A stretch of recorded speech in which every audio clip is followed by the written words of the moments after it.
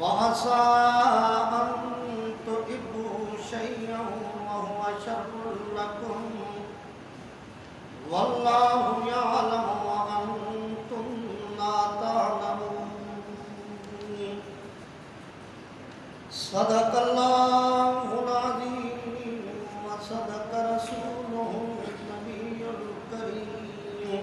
تعریفیں اور تمام حمد و ثنا اس پاک پروردگار کے لیے کہ جس نے ساری کائنات کی تخلیق فرمائی اور ساری کائنات بنا کر ہمارے لیے اپنے مختلف ادوار کے اندر برگزیدہ بندے ہادی اور رہبر بنا کر بھیجے. ہزاروں درود اور کروڑوں سلام اس پاک پیغمبر صلی اللہ علیہ وآلہ وسلم پر کہ جس پاک پیغمبر کے وسیلہ جلیلہ سے ہم گنہگاروں کو مذہب اسلام ملا. مذہب اسلام نے ہر معاملے کے اندر ہماری رہبری اور رہنمائی کی. زندگی کے ہر حصے کے اندر ہماری رہبری اور رہنمائی کی اور زندگی کا ہر حصہ گزارنے کا طریقہ مذہب اسلام نے ہمیں سکھلایا اور بتلایا. خود حضور نبی کریم صلی اللہ علیہ وسلم اور آپ کے صحابہ کرام علیہم الرضوان نے اس مذہب اسلام پر چل کر ہمیں دکھلایا کہ اس طریقے سے اس مذہب پر چلنا ہے تب تم مسلمان کہلواؤ گے. اگر اس کے اندر کوئی کمی کوتاہی لاؤ گے تو گنہگار کہلواؤ گے اور اگر اس کی کسی حصے کو نہ مانو گے سرے سے اس کے انکاری ہو جاؤ گے تو کافر کہلواؤ گے. یعنی نبی کریم صلی اللہ علیہ وسلم کے صحابہ کرام نے مکمل یہ ضابطہ اور یہ طریقہ سکھلا دیا اور بتلا دیا کہ اسلام پر رہے.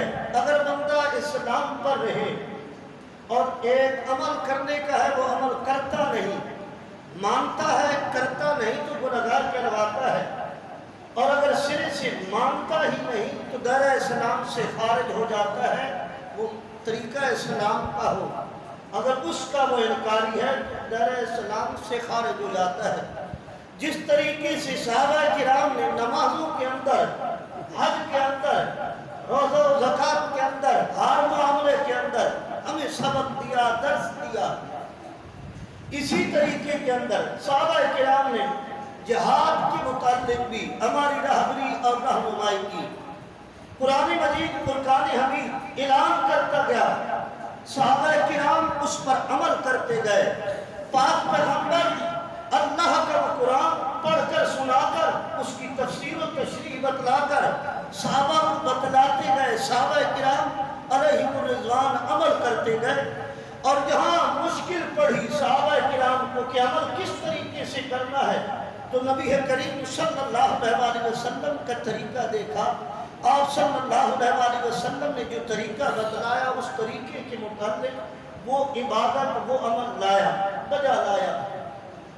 حاضرین محترم، جو آیہ مبارکہ پڑھی، اس آیہ مبارکہ کے اندر اللہ رب العزت نے جہاد کا ذکر کیا جس سے تقریباً ہمارے ہاں اکثر ہم اس جہاد سے منہ موڑے ہوئے ہیں. ہمارا جہاد کے ساتھ ایسے لگتا ہے کوئی واسطہ، کوئی تعلق نہیں. یاد رکھنا قرآن مجید فرقان حمید کی ایک آیہ مبارکہ نہیں، ایک بھی ہوتی تو کافی تھی. ایک نہیں بلکہ پوری صورتیں جہاد کے متعلق ہیں. اور آپ پیغمبر صلی اللہ علیہ وسلم کا یہ پسندیدہ اتنا طریقہ کہ نبی کریم صلی اللہ علیہ وسلم نے کسی بھی عبادت پر اتنا دفعہ مرنے کی خواہش نہ کی حدیث کی روح سے جتنا جہاد کے متعلق کی. پاک پیغمبر نے ارشاد فرمایا کہ مجھے قسم اس ذات کی جس کی قبضہ قدرت میں محمد کی جان ہے جس کے ہاتھ کے اندر کہ ثم اقتل ثم احیا، کہ مجھے مارا جائے پھر زندہ کیا جائے، قتل کیا جائے، جہاد کرنے جاؤں، شہید کیا جاؤں، قتل کیا جاؤں. ثم اقتل، مجھے قتل کیا جائے، شہید کیا جائے، ثم احیا، پھر زندہ کیا جاؤں. تو نبی کریم صلی اللہ علیہ وسلم نے ایک مرتبہ یہ الفاظ دہرا دیتے حدیث کے اندر، صحیح مسلم شریف کی حدیث مبارکہ 3 مرتبہ پاک پیغمبر نے یہ الفاظ دہرائے. کہ مجھے اتنی اس کے ساتھ جہاد کے ساتھ محبت ہے. ہم نے تو کہا نا دین کہاں سکھلاتا ہے, دین یہاں سکھلاتا ہے. نادان لوگ ہیں, دین سے دوری ہے, اور غافل لوگ ہیں کہ دین کہاں سکھاتا ہے, دین یہاں سکھاتا ہے. قرآن مجید فرقان حمید کی آیہ مبارکہ کی ہم سے نفی کوئی ایسے نہیں کروا سکتا, تو مختلف طریقوں سے کروائی جاتی ہے, مختلف طریقے سامنے رکھ دیے جاتے ہیں تاکہ بندہ جو فرمان قرآن کا ہے اس کا انکاری ہو جائے, اور جب وہ انکاری ہو جائے گا تو کفر میں چلا جائے گا, اور جب کفر میں چلا جائے گا تو پھر اسے بھٹکانا, دوسرے راستوں پہ لگانا آسان ہو جائے گا. یہ ایک طریقہ غیروں نے رکھا کہ بندے کو کہتے نہیں قرآن کو تو مان, مکمل قرآن کو مان. جب قرآن کو مان تو قرآن نے اعلان کیا کتب علیکم القتال, آج لوگوں تم پر میں نے فرض کر دیا, مقرر کر دیا, لکھ دیا, جو مانا مرضی کرو. کتب علیکم القتال کس طریقے سے رمضان کے متعلق آیا کہ کتب علیکم الصیام, تم پر میں نے روزے فرض کی. اسی طرح جہاد کے متعلق کہ کتب علیکم القتال وہو کرہ لکم وعسیٰ ان تکرہوا شیئا وہو خیر لکم, میں نے تم پر قتال بھی لازم کر دیا, فرض کر دیا. ہاں جس سے تم منہ موڑے ہوئے ہو, تم اسے ناپسند کرتے ہو کہ یہ جنگ کرنے والا معاملہ اسلام کے اندر نہ ہوتا, اللہ نے پہلے بتلا دیا. کتب علیکم القتال وہو کرہ لکم, تم اسے ناپسند کرتے ہو. وعسیٰ ان تکرہوا شیئا وہو خیر لکم, اور فرمایا جسے تم پسند کرتے ہو, یاد رکھنا یہ نہیں کہ جسے تم نہ پسند کرو وہ تمہارے حق کے اندر, اگر میں اللہ جانتا ہوں کہ واللہ یعلم وانتم لا تعلمون, میں جانتا ہوں وہ تمہارے لیے بہتر ہے, اور جسے تم پسند کرو میں جانتا ہوں کہ وہ تمہارے لیے اچھی نہیں ہے. یعنی جس چیز کو تم پسند کرو وہ تمہارے لیے اچھی نہیں, اور جسے میں اللہ پسند کروں وہ تمہارے لیے اچھی ہے. یہاں یہ ہے اس سے اگلی آیہ مبارکہ کے اندر صحابہ کرام علیہم الرضوان یہ آیہ مبارکہ سنی. اگلی آیہ مبارکہ کے اندر سوال ہے, وہ اللہ رب العزت نے خود سوال اور اس کا جواب کہ یسألونک عن الشہر الحرام. جب صحابہ نے یہ سوال کیا کہ یا رسول اللہ حرمت والے مہینوں کے اندر لڑنا ہے یا نہیں, جو حرمت والے مہینے ہیں, تو آپ پیغمبر نے ارشاد فرمایا, آپ خاموش رہے, وہی آگے کہ یسألونک عن الشہر الحرام, سوال کرتے ہیں تم سے حرام کے مہینے کے, حرمت والے مہینوں کے متعلق. یسألونک عن الشہر الحرام قل قتال فیہ, یہ کبیر, انہیں بتلا دو کہ ان مہینوں کے اندر جنگ کرنا کبیرہ گناہ. قل قتال فیہ کبیر, کبیرہ گناہ ہے ان مہینوں کے اندر جنگ کرنا. لیکن آگے پورا طریقہ بتلایا, ایک آیہ مبارکہ کی ایک پہلی جز نہیں کہ بندہ پہلی جز پڑھ کر اور اگلی آیہ مبارکہ پوری کو چھوڑ دے. فرمایا وَصَدٌّ عَن سَبِيلِ اللَّهِ, اور اگر تمہیں کوئی روکے اللہ کے ذکر سے تو پھر جنگ کر, چاہے حرمت والے مہینے ہو چاہے کوئی بھی مہینہ ہو. پہلے فرمایا ہاں تو نہ چھیڑ جاؤ, تو نہ جاؤ اس پر حملہ نہ کر حرمت والے مہینوں کے اندر. وَصَدٌّ عَن سَبِيلِ اللَّهِ, اور اللہ کے ذکر سے کوئی روکے تجھے تو پھر نہ چھوڑ. وَصَدٌّ عَن سَبِيلِ اللَّهِ وَكُفْرٌ بِهِ وَالْمَسْجِدِ الْحَرَامِ, جب تجھے کوئی مسجد حرام سے نکالے تو پھر نہ چھوڑ, یہ کام نہ چھوڑ, یعنی مسجد حرام سے نکلنا نہ چھوڑ. اگر حرمت والے مہینے ہیں تو کہہ کہ نہیں جاتا نہیں جاتا مسجد میں, یہ رمضان کا مہینہ آ گیا, گورنمنٹ پکڑ رہی ہے روزے رکھنے ہیں, اس لیے گھر میں بیٹھ کر رکھیں گے, نمازیں نہیں پڑھیں گے. تو یہ یاد رکھنا, یہ اصول یہاں بتلا دی رب نے. ارشاد فرمایا کہ او لوگو تم یہ نہ سمجھنا ان مہینوں کے اندر تم کسی پر جنگ مسلط نہ کرو. آپ تمہیں کوئی روکے اللہ کے ذکر سے, تم پر کوئی جنگ مسلط کر دے تو پھر شروع ہو جاؤ. تمہیں چاہے تو مسجد حرام سے نکالنے پہ آ جائے پھر شروع ہو جاؤ. پھر نہ دیکھو کہ اب یہ کعبہ ہے, حرمت والی جگہ ہے, یہاں کی جگہ اچھی نہیں, میں یہاں لڑنے نہیں آیا. پھر فرمایا المسجد الحرام وإخراج أهله منه أكبر عند الله, اور اللہ کے ہاں یہ بڑے فتنے ہیں. تم تو جنگ والے مہینوں کے اندر کہتے ہو, حرمت والے مہینوں کے اندر کہتے ہو کہ جنگ کرنا کبیر ہے, تو فرمایا کہ یہ اس سے بڑے گناہ ہے کہ پھر تم خاموش ہو جاؤ. نہیں جی ابھی تو حرمت والے مہینے, چلو مسجد سے نکال دیا, نکل جاتے ہیں, کوئی بات نہیں. مسجد حرام سے نکل جاتے ہیں، حرمت والے مہینے ہیں، یہ محرم کا مہینہ یا ذوالحجہ کا مہینہ ہے، رجب کا، اس لیے وہ نہیں لڑ سکتا۔ تو اللہ نے ارشاد فرمایا کہ یاد رکھنا یہ اس سے بڑے فتنے ہیں، ان مہینوں کے اندر جنگ کرنا تو کتنا کبیرہ گناہ، لیکن اگر تم پر کوئی کر دے اور تم خاموش رہو تو یہ اس سے بڑا گناہ ہے، بلکہ تم اس کے ساتھ ڈٹ کر مقابلہ کرو۔ اسلام نے یہ طریقہ سکھلایا۔ اور پھر فرمایا سب سے بڑا فتنہ، اس سے بھی بڑا، اس سے ہم پوچھتے ہیں نا کہ یار کون سا گناہ بڑا ہے، تو فرمایا بل فتنہ تو اکبر من القتل، سب سے بڑا گناہ کون سا؟ فرمایا فتنہ ڈال دینا لوگوں میں قتل سے بھی بڑا گناہ ہے۔ اور ایک جگہ قرآن مجید فرقان حمید کے اندر اور حدیث پاک کے اندر آتا ہے کہ قتل کرنا کسی مسلمان کا وہ ایسے جیسے انسان نے پوری انسانیت کا قتل کر دیا۔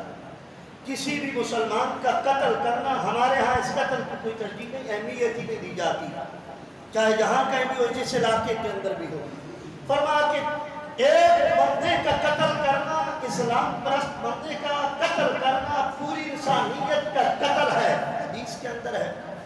اور یہاں اللہ نے ارشاد فرمایا کہ بل فتنہ تو، اور فتنہ ڈال دینا قوموں کے اندر، رشتہ داریوں کے اندر، برادریوں کے اندر، اکبر من القتل، قتل سے بھی بڑا گناہ یہ فتنہ ہے جو ہم ڈالتے ہیں۔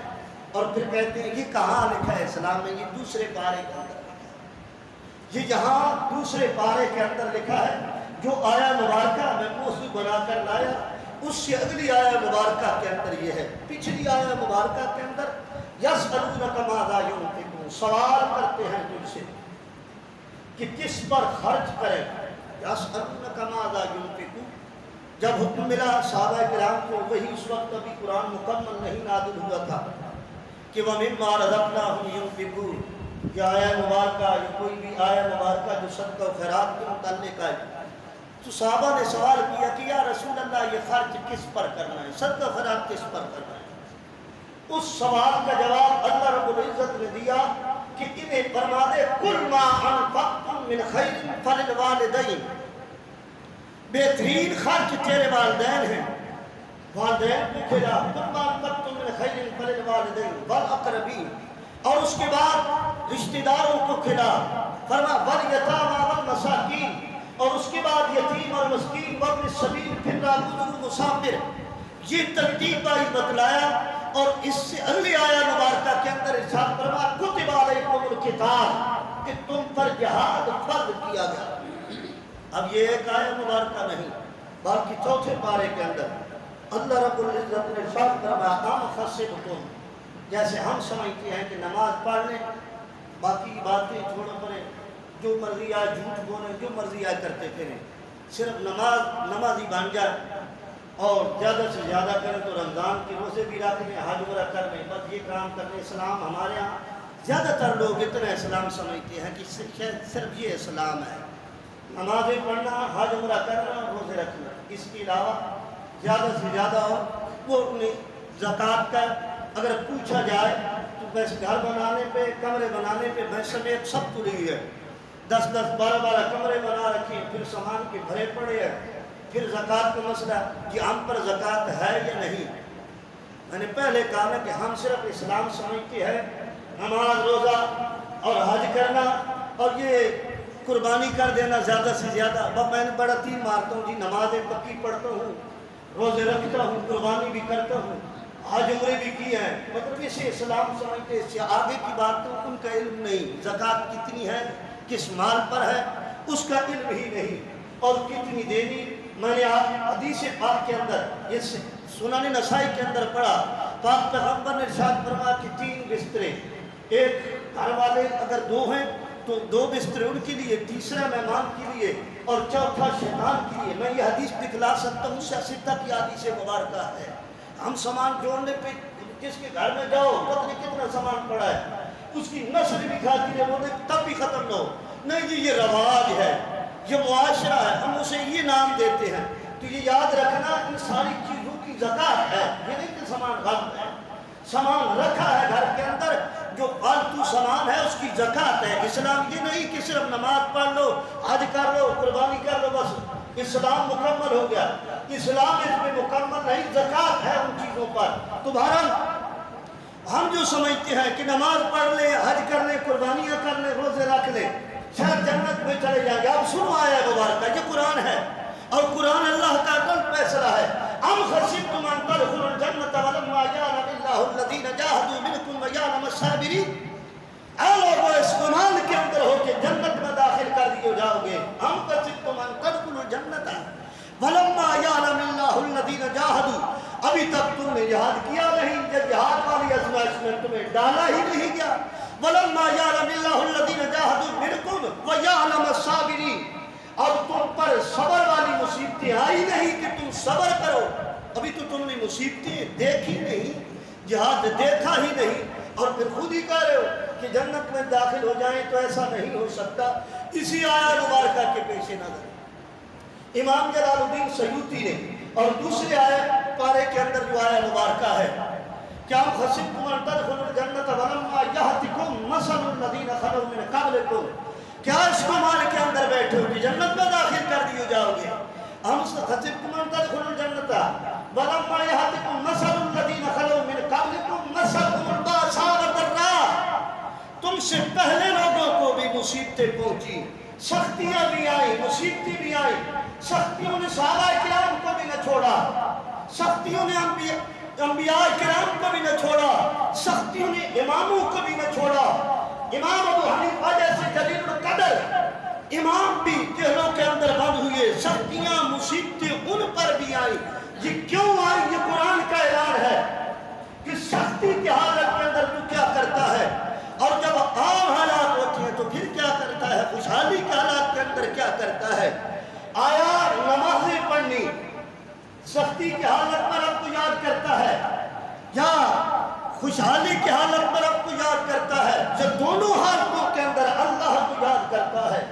تو یہ تو اللہ رب العزت نے سارا قرآن مجید فرقان حمید کے اندر واضح فرما دیا کہ جہاد والی مصیبت ابھی تو تم نے دیکھی ہی نہیں، اور پہلے ہی اپنے آپ کو گمان کر رہے ہو. اور یہ جہاد والی معاملہ صرف ہم پر نہیں بلکہ ہم سے پہلے، ہمارے باپ پیغمبر سے پہلے جتنی بھی انبیاء آئے سب نے جہاد کیا، سب نبیوں نے جہاد کیا. تو نبیوں سے افضل کوئی ہو نہیں سکتا.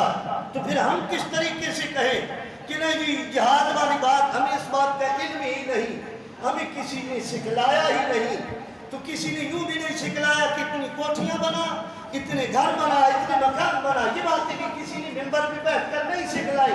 سیکھنی پڑتی ہے، خود سیکھو. یہاں تک حدیث پاک کے اندر آتا ہے، حضرت ابو ہریرہ رضی اللہ تعالیٰ عنہ راوی ہے، فرماتے ہیں کہ آپ پیغمبر نے ارشاد فرمایا نبی صلی اللہ علیہ وسلم، نبی کریم صلی اللہ علیہ وسلم کا یہ فرمان مبارک سنن نسائی نے نقل کیا کہ وَلَمْ يَغْزُ، جس نے کسی بھی غزوے کے اندر شرکت نہ کی، وَلَمْ يُحَدِّثْ نَفْسَهُ، یا جس کا کسی بھی غزوے کی تلاش کے اندر یا اس کا دل اس طرف ذوق اس کی دل کے اندر نہ رہا، جا نہ سکا، یہ غلط بات ہے، جہاد پہ جا نہیں سکا، لیکن دل کے اندر یہ شوق رہا کہ مجھے بھی کبھی جہاد کا موقع مل جائے گا، یہ مصیبت یہ پریشانی گھر کے اندر ختم ہو جائے گی تو میں بھی جہاد پہ جاؤں گا. یہ شوق اگر دل کے اندر نہ رہا، فرما بغضب من مات، اور یاد رکھنا علی نفاق، وہ مرے گا علی شعبۃ نفاق، ہو سکتا ہے نفاق منافقت کے شعبے پر مرے، یعنی جو منافق ہونا، جو منافقت کا حصہ ہے، ہو سکتا ہے اس کی روح نکلے تو منافقت والے حصے پر روح نکلے. یہ تو ایک حدیث مبارکہ. اور اللہ نے جب پاک پیغمبر سے پوچھا گیا کہ یا رسول اللہ صلی اللہ علیہ وسلم، ساری دنیا کے اندر افضل ترین بندہ کون ہے؟ یہ بھی سنن نسائی شریف کی حدیث مبارکہ. حضرت ابو سعید خدری رضی اللہ تعالیٰ عنہ راوی ہیں، فرماتے ہیں کہ قال اتا رجلا، آیا پاک پیغمبر کے پاس ایک مرد، اس نے عرض کی یا رسول اللہ صلی اللہ علیہ وسلم ای الناس افضل، سارے لوگوں میں سے افضل بندہ کون سا ہے؟ نبی کریم صلی اللہ علیہ وسلم نے یوں نہ فرمایا کثرت کے ساتھ نمازیں پڑھنے والا، زکات دینے والا، حج کرنے والا، یہ نہ فرمایا. فرمایا من جہدا بنفسه وماله فی سبیل اللہ، جس نے اپنے مال اور نفس کے ساتھ اللہ کی راہ کے اندر اللہ کی رضا کی خاطر جہاد کیا۔ صحابی نے عرض کی قیل ثم من یا رسول اللہ صلی اللہ علیہ وسلم، یا رسول اللہ اس کے بعد کون سا بندہ افضل ہے؟ تو نبی کریم صلی اللہ علیہ وسلم نے ارشاد فرمایا قال ثم رجل ثم مؤمن، وہ مومن افضل ہے شعب فی شعب من الشہاب، جو پہاڑ کی گھاٹیوں میں چھپ جائے، اور کیوں؟ یتق اللہ، اللہ کا خوف رکھتے ہوئے پہاڑوں میں نکل جائے۔ اور کیوں نکل جائے؟ اس لیے نکل جائے کہ فی شرع الناس، کہ لوگ میری شرارتوں سے محفوظ ہو جائیں۔ یعنی میں اگر بندوں میں رہوں گا تو شاید کبھی جھوٹ بول دوں یا کسی کا دل توڑ دوں، نہ لوگوں میں رہوں گا اور نہ ان کی سنوں گا، وہ نکل جائے سائڈ پہ پہاڑ کی گھاٹیوں میں۔ تو فرما دوسرے نمبر پہ وہ بندہ ساری دنیا سے افضل ترین بندہ ہے۔ پہلا بندہ فرما جہاد کرنے والا، اور دوسرا رونے والا۔ اور ایک اور حدیث مبارکہ یہ بھی سنن نسائی کی، نبی کریم صلی اللہ علیہ وسلم نے ارشاد فرمایا کہ لا یلج النار، ابو ہریرہ رضی اللہ تعالیٰ عنہ راوی ہیں، فرماتے ہیں کہ پاک پیغمبر نے ارشاد فرمایا لا یلج النار، وہ بندہ جہنم میں نہیں جائے گا، من بکا فی خشیت اللہ، جو اللہ کے خوف سے رویا، من بکا فی خشیت اللہ۔ اور پھر پاک پیغمبر نے مثال دی، جو بندہ اللہ کے خوف سے رویا، لوگوں کو دکھلانے کے لیے نہیں، لوگوں کو بتلانے کے لیے نہیں کہ بڑا یار عبادت گزار ہے، یہ روتا ہے، مسجد میں آ کر روتا ہے، سامنے جماعتیوں کے سامنے روتا ہے، رویا اللہ کے خوف سے، اور خلوت نشینیوں کے اندر رویا، وہاں سے دیکھنے والا اللہ کے سوا کوئی نہیں، اس وقت رویا۔ تو فرما اس کی مثال ایسے ہے، پاک پیغمبر نے مثال دے کر بات سمجھائی کہ جیسے خطہ یعود اللبن فی الدار، وہ بندہ جہنم میں داخل نہیں ہو سکتا جس طریقے سے تم نکلا ہوا دودھ کھیری میں دوبارہ داخل نہیں کر سکتے کہ در بغیر تکلیف کے، بغیر کسی اور ہیل و حجت کے، ہاں اگر داخل کرے گا تو اس جانور کو تکلیف ہوگی۔ فرما جس طرح دودھ نکلا ہوا واپس داخل نہیں ہو سکتا، اللہ کے خوف سے رونے والا خلوت نشینیوں کے اندر، فرما کل قیامت کے اندر جہنم میں داخل نہیں ہو سکتا۔ اور دوسرا ارشاد فرما کہ لا یجتمع غبار فی سبیل اللہ، اور نہیں جمع ہو سکتے جہنم میں، فی نار جہنم دخانو، جہنم کا دھواں اور جو اللہ کی راہ کے اندر نکلا اللہ کی رضا کی خاطر، وہ دونوں شخص، وہ دونوں چیزیں بھی جہنم میں جمع نہیں ہو سکتی۔ جو غبار اس کی پاؤں کے ساتھ لگی تھی، وہ جہاد پہ گیا تھا، اللہ کی رضا کی خاطر گیا تھا، یہ نہیں کہ پیسوں کی خاطر جائے، مال و دولت کی خاطر جائے، ملک کی خاطر جائے، برادریوں کی خاطر جائے، اللہ کی رضا کی خاطر جائے، کہ اللہ کا نام بلند ہو، اس خاطر جائے۔ تو پاک پیغمبر یہاں تو یہ حدیث مبارکہ دوسری کے اندر فرمایا کہ وہ بندے، وہ تین بندے جنہیں اللہ کی مدد ملتی ہے، وہ تین بندے پاک پیغمبر نے سنن نسائی کی حدیث مبارکہ فرمایا تین قسم کے بندے جنہیں اللہ کی مدد ملتی ہے، اور ان میں سے پہلا بندہ پاک پیغمبر نے ارشاد فرمایا کہ وہ بندہ جو جہاد پہ اللہ کی رضا کی خاطر جاتا ہے، اللہ کا ذکر کروانے کے لیے، اللہ کا نام بلند کرنے کے لیے جاتا ہے، اسے اللہ کی مدد ملتی ہے۔ اور دوسرا فرما وہ بندہ مما کہ الذی یرید العفاف، وہ بندہ جو نکاح کرتا ہے، اس لیے نکاح کرتا ہے کہ پاک دامنی حاصل ہو جائے، پاکی مومن ہوتا وہی ہے۔ ہمارے یہاں تو خیر یہ رواج بن چکا ہے، چاہے نکاح جس کا کیا جاتا ہے وہ نکاح کے قابل ہوں یا نہ ہوں، وہ ہم ہلوجت نہیں دیکھتے، والدین جتنی بھی ہے وہ زور دیتے ہیں کہ لوگ یوں نہ کہیں اس کے باپ نے اس کی شادی نہیں کی تھی، وہ شادی کے قابل ہو یا نہ ہو۔ ہمارے یہاں یہ رواج ہے، حدیث پاک کے اندر ہے کہ مدد اسے بھی شامل حال ہوتی ہے جو اللہ کی رضا کی خاطر جہاد پہ جائے۔